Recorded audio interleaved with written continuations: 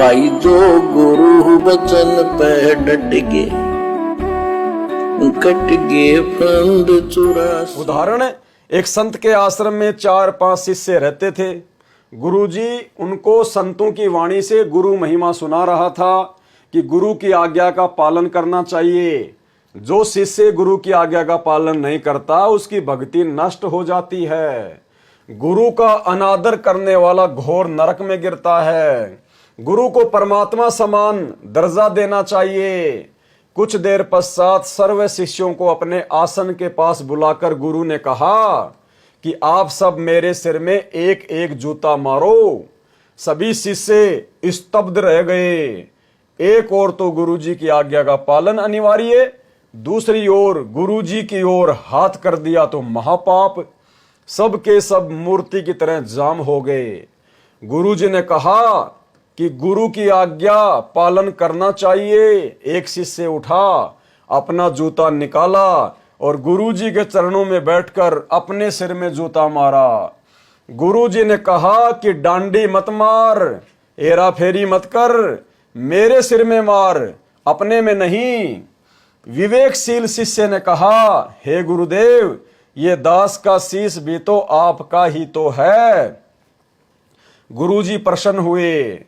अब आगे क्या कह रहे परमात्मा, एक शिष्य पास हुआ और बाकी सब फेल हुए। यानी वो परीक्षा थी। और क्या कह रहे हैं गुरुदेव, उस परीक्षा में एक शिष्य पास हुआ और बाकी सब फेल हुए। यानी भक्ति मार्ग में गुरु अपने ज्ञान के विरुद्ध आदेश देकर भी परीक्षा लेता है। और उस समय भगत ने अपने बुद्धि विवेक का इस्तेमाल करना चाहिए, ना कि उस आदेश को वैसा का वैसा ही फॉलो करना चाहिए। जिस प्रकार सतलोक आश्रम मैनेजमेंट हरियाणा आज उसी परीक्षा में लगातार अपने विकेट पे विकेट गिरा रहा है।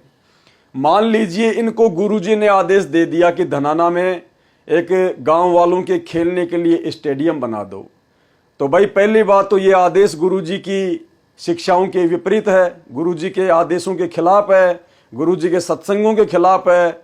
दूसरा, गुरुजी ने ऐसे समय में आदेश दिया जब ये परीक्षा का समय चल रहा 2014 बरवाला कांड के बाद।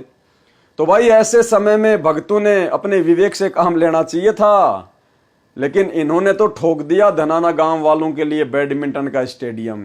दूसरी बात, यदि आप भक्तों को आपकी बात हम बड़ी करते हैं, यदि गुरुजी ने राजस्थान के गैंगस्टर आनंदपाल सिंह की सीबीआई जांच के समर्थन में रैली निकालना और राजपूत करणी सेना को, जो कि एक सामाजिक संगठन है, उस संगठन के लोग मांस भी खाते हैं, शराब भी पीते हैं और भी उल्टे काम करते हैं। अगर आपको गुरुजी ने कहा था कि भाई उनको 5 लाख रुपए दे देना, तो पहली बात तो आपने विचार करना चाहिए था कि कुपात्रों को 5 लाख रुपया भक्तों का दान का देना ये गुरुजी की खुद की मर्यादाओं के खिलाफ है, उनके सत्संगों के खिलाफ है, भक्ति विधान के खिलाफ है। और दूसरा, यदि मान लो गुरुजी ने आदेश दे भी दिया तो आप भक्तों ने विचार करना चाहिए था कि हम परीक्षा के बीच में हैं, ऐसे में हमें क्या करना चाहिए। लेकिन आप लोगों ने कोई बुद्धि विवेक का इस्तेमाल नहीं किया।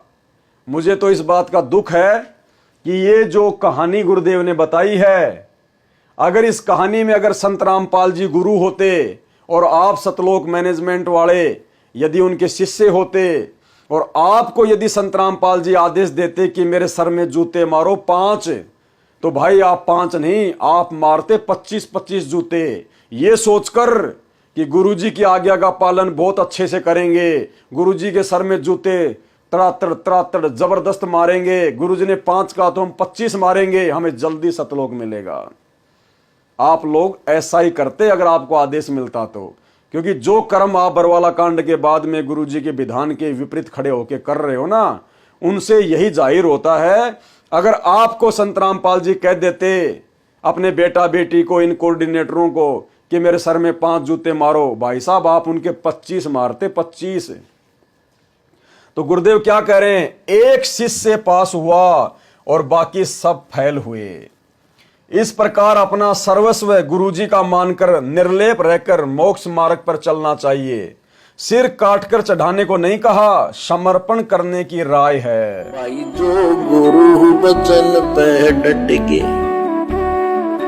कट गए फंद 84 के, कट गए फंद 84 के, कट गए फंद 84 के।